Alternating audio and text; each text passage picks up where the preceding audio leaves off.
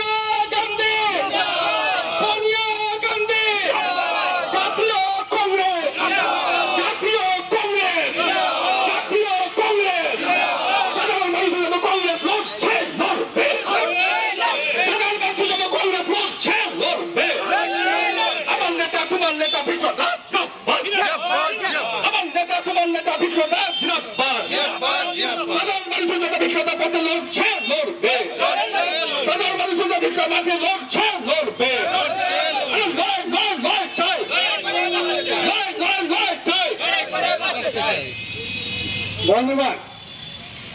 আপনারা হয়তো জেনেছেন কয়েকদিন আগে গোয়ালপুকুরে একটা সভা হচ্ছিল, যেখানে রাজ্যের মন্ত্রী গোয়ালপুকুরের এমএলএ গোলাম রব্বানী সাহেব, আমাদের রাজ্যের নেতা সাধারণ সম্পাদক আলী ইমরান নামস ওরফে ভিক্টর, তার বিরুদ্ধে কুরুচিকর মন্তব্য এবং জনসাধারণের সামনে উস্কানিমূলক বক্তব্য দিয়েছেন।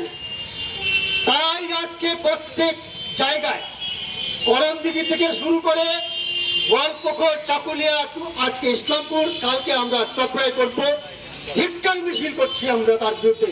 ধিক্কার জানাচ্ছি তাকে, একজন রাজ্যের মন্ত্রী হয়ে যেখানে সংবিধান সংশোধন হয় সেই মন্ত্রী তিনি যদি নিজে উস্কানিমূলক কথা বলে তাহলে রাজ্যের আইন শৃঙ্খলাটা যাবে কোথায়?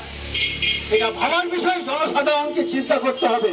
আজকে যদি আমাদের ভিক্টর সাহেবকে কোন প্রকার কেউ কোনো আঙুল দেখায়, কোনো যদি প্রাণের কোনো আশঙ্কা দেখা দেয়, তাহলে কিন্তু গোটা রাজ্যে আগুন জ্বলবে, আমরা এখানে বলে যাচ্ছে। আর তার জন্য যদি আমাদের ভিক্টর সাহেবের কোনো কিছু ক্ষতি হয় তাহলে পুলিশ প্রশাসনকে আমরা জানাতে চাই আপনারাও দায়ী থাকবেন, মন্ত্রী তো থাকবেই থাকবে। এই জন্য আজকে আমরা এই ধিক্কার জানাচ্ছি মন্ত্রীকে, গোটা টিএমসি সরকারকে ধিক্কার জানাচ্ছি। কিন্তু সরকারের মন্ত্রী হয়ে কিভাবে এরকম উস্কানিমূলক কথা বলতে পারে, কিভাবে এই কুমন্তব্য করতে পারে? আপনাদের জনগণকে জানতে হবে।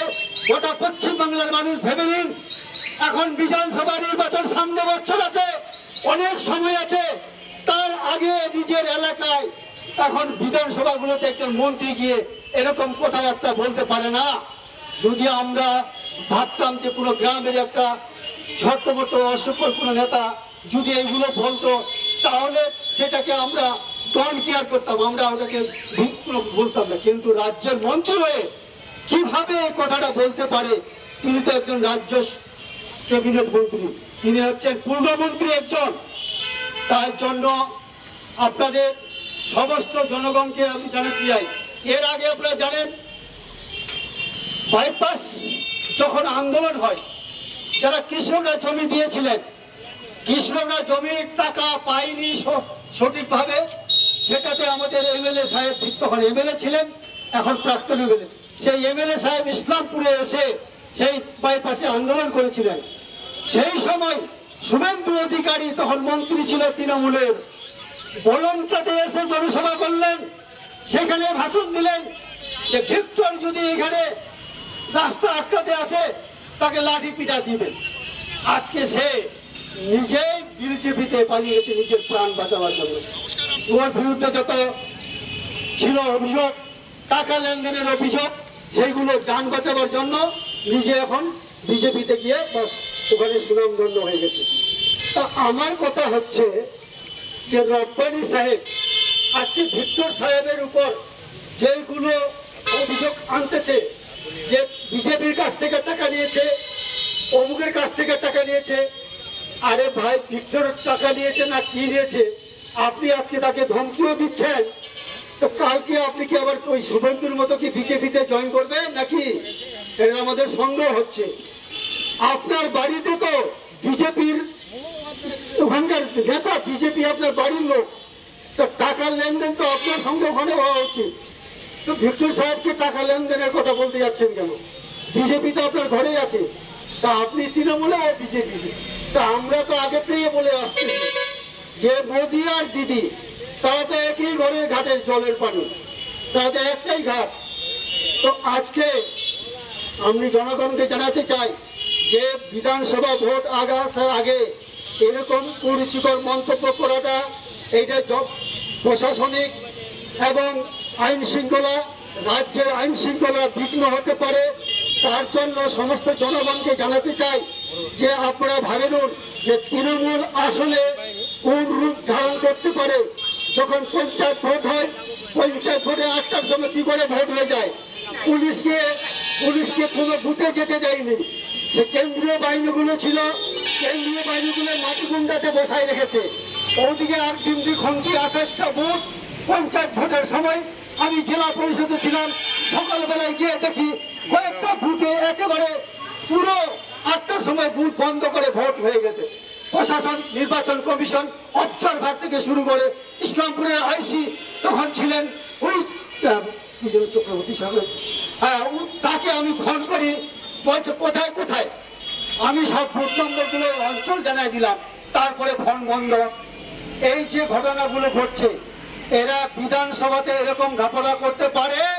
তার জন্য আগামী বিধানসভার আগে সমস্ত জনগণ আপনারা তৈরি হয়ে যান, আর এই তৃণমূলকে একেবারে ছুঁড়ে ফেলে দিন। তাদের কোট পিছনে দৌড়াবেন না। আপনাদের ভোটের অধিকার ছিনিয়ে নিয়েছে, আপনাদের গণতন্ত্রের অধিকার ছিনিয়ে নিয়েছে। আজকে প্রত্যেক জায়গায় চুরি, ডাকাতি, বদমাশি, লুট, পালি চোর, অমুক চোর, গরু চোর, বিভিন্ন ধরনের লুট হচ্ছে। আমরা প্রশাসনকে বসতে চাই, পুলিশ প্রশাসনকে বলতে চাই, আপনাদের সঙ্গে আমরা আছি। আপনার নিরপেক্ষ কাজ করুন, দেখবেন আপনার পিছনে কংগ্রেস দাঁড়াবে। তৃণমূল নেতাদের কথায় না লুটফট করবেন না। তৃণমূল নেতারা যত লুট করেছে নিজের সম্মান বাঁচাবার জন্য, নিজেকে বাঁচাবার জন্য, আজকে পুলিশকে ভয় দেখিয়ে নানান ধরনের পুলিশের কাজে লাগাচ্ছে। আজকে দেখেন বিভিন্ন অঞ্চলে আমরা এই 34 বছর বামফ্রন্ট সরকারও দেখেছি, কোন নেতার পিছনে পুলিশ গার্ড ছিল না। ইভেন কি রাজ্যের যে বিমান বসু ছিলেন, মানে বামফ্রন্টের চেয়ারম্যান, তিনি একবার পাটাগড়াতে মিটিং করতে আসছিলেন। যে বামফ্রন্ট সরকারের মন্ত্রী, মুখ্যমন্ত্রী সবগুলো ওই ঠিক করে সেই লোকটা ইসলামপুর থেকে মোটর সাইকেলে পাটাগড়া গেছে পিছনে বসে, কিন্তু কোনো পুলিশ গাড়ি বা পুলিশকে সঙ্গে নিয়ে যায়নি। আজকে তৃণমূলের নেতারা যারা একটা অঞ্চলের প্রেসিডেন্ট হয়েছে, একটা অঞ্চলের নেতা হয়েছে, কি কি ধরনের হয়েছে, সবার বলে পুলিশের গার্ড নিয়ে ঘুরতেছে। এটা কিসের জন্য? কিসের জন্য? তার মানে তাদের ভয় আছে, তারা মানুষকে ভয় করছে যে যদি গার্ড নিয়ে না ঘুরি, পুলিশকে সঙ্গে নিয়ে না ঘুরি, তাহলে আমাদের কেউ হয়তো পাবলিক ধরে পিটাবে। তার মানে ভয় আছে। কেন ভয়? এরা মানুষের সঙ্গে অন্যায় করেছে, নিশ্চয় মানুষের ক্ষতি করেছে। কোথাও রাস্তাঘাটের কাজ নাই, কোনো কাজ হচ্ছে না, পশ্চিমবাংলাতে সবগুলো এইগুলো হচ্ছে। মানে পদশ্রীর নাম করে মানে শিলান্যাস করে যাচ্ছে, কিন্তু পুরো পথের রাস্তা জেনেছেন। আর ডিমকি অঞ্চল থেকে শুরু করে ইসলামপুর ব্লকে প্রত্যেকটা জায়গায় প্রতিটা অঞ্চলে গিয়ে দেখুন পুরো রাস্তাঘাট সঠিকভাবে নেই। আর তার মন্ত্রীগুলো আমাদের জেনারেল সেক্রেটারিকে বলছে ওকে এখান থেকে তাড়িয়ে দাও, এখানে ঢুকতে দিবে না। অকুচি করবেন তো একটা মন্ত্রী হয়ে, আপনাকে লজ্জা হওয়া উচিত। আমরা ধিক্কার জানাচ্ছি, হাজারবার ধিক্কার জানাচ্ছি। আর এই বলে আমি আমার বক্তব্য শেষ করছি। এবার বক্তব্য দেওয়ার জন্য আলতামাজ চৌধুরী আমাদের বক্তব্য, আমাদের ইসলামপুর জেলা নির্মাণ কমিটির ব্লক কমিটির সাধারণ সম্পাদক। হিন্দিতে একটা কথা আছে, খ্রিস্টানি বিল্লি খাম্বা নোচে। এই অবস্থা হয়েছে আমাদের রাজ্যের মন্ত্রী গোলাম রব্বানী সাহেবের। যবে থেকে আলী ইমরানগঞ্জ ভিক্টর, গোয়ালপুকুর এবং চাকুলিয়া বিপুল সংখ্যক ভোট পেয়েছেন, গোলাম রব্বানীর মাথার সন্তুলন আর ঠিক নেই। উনি বলছেন ভিক্টরকে যেখানেই দেখো, চাকুলিয়ায়, গোয়ালপুকুরে, করণদিঘিতে, ইসলামপুরে ঘাট ধাক্কা দিয়ে বের করে দাও। এটা ওনার বাবার জমিদারি না যে ওনাকে বের করে দেওয়া হবে। পশ্চিমবঙ্গে উনি একটা মন্ত্রী হয়, একটা সাংবিধানিক পোস্টে হয়, এইরকম অকথ্য ভাষার ব্যবহার করেন, এটা আমরা নিতে পারছি না। ওনাকে ধিক্কার জানাই। আমরা আরো বলছি, উনি হিসাব চেয়েছেন কিউআর কোডের দ্বারা আলী ইমরানগঞ্জ ভিক্টর নাকি টাকা তুলেছে। হিসাব তো ওনাকে দিতে হবে জনগণকে। উনি ইসলামপুরের বুকে একটা 5 তলা 25 কোটি টাকার বিল্ডিং তৈরি করেছেন নিজের থাকার জন্য। সেই টাকা কোথা থেকে আসলো, এই হিসাব জনগণকে দিতে হবে। শুধু এখানে নয়, কিষানগঞ্জে, কলকাতায়, শিলিগুড়িতে প্রচুর সম্পত্তি করেছেন। একটা বিধায়কের, একটা মন্ত্রীর যে অনারিয়াম, ওই টাকায় এত সম্পত্তি করা সম্ভব নয়।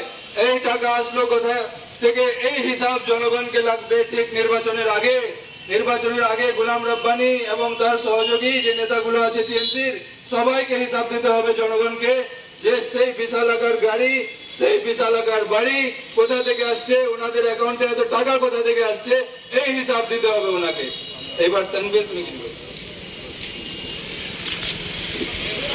যেমনি আপনারা জানেন, বিগত কিছুদিন আগে একজন সাধুবাদী নেতা, এখন যিনি টিএমসির মন্ত্রী হয়েছেন, প্রথমে তিনি কংগ্রেসেই ছিলেন, কংগ্রেস থেকেই ওনার জন্ম, পলিটিক্যাল যে জন্মটা ওনার কংগ্রেস থেকে।